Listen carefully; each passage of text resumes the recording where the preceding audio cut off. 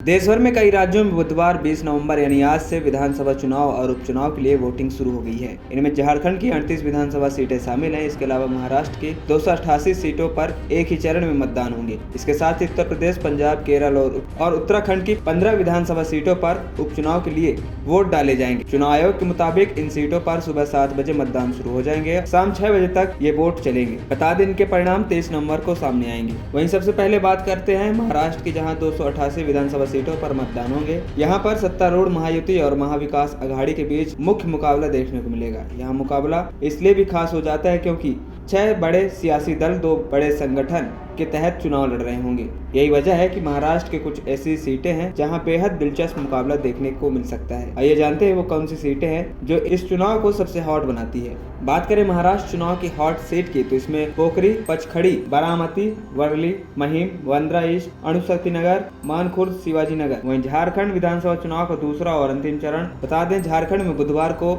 कुल 81 विधानसभा सीटों में से 38 पर मतदान होगा, जिसमें भारतीय जनता पार्टी और इंडिया के बीच मुकाबला होगा। यहाँ पर पहले चरण में 43 सीटों पर मतदान हो चुके हैं। वहीं दूसरे और अंतिम चरण में झारखंड के मुख्यमंत्री हेमंत सोरेन, उनकी पत्नी कल्पना सोरेन और विपक्ष के नेता अमर कुमार बाउरी, भाजपा के अलावा 500 से अधिक अन्य उम्मीदवारों के चुनावी मैदान पर उतरे हुए हैं। 2019 के विधानसभा चुनाव में मुकाबला करीबी रहा है, जिसमें झामुमो ने 30 सीटें जीती थी और भाजपा ने 25 सीटें हासिल की थी, जो 2014 में 37 से कम थी।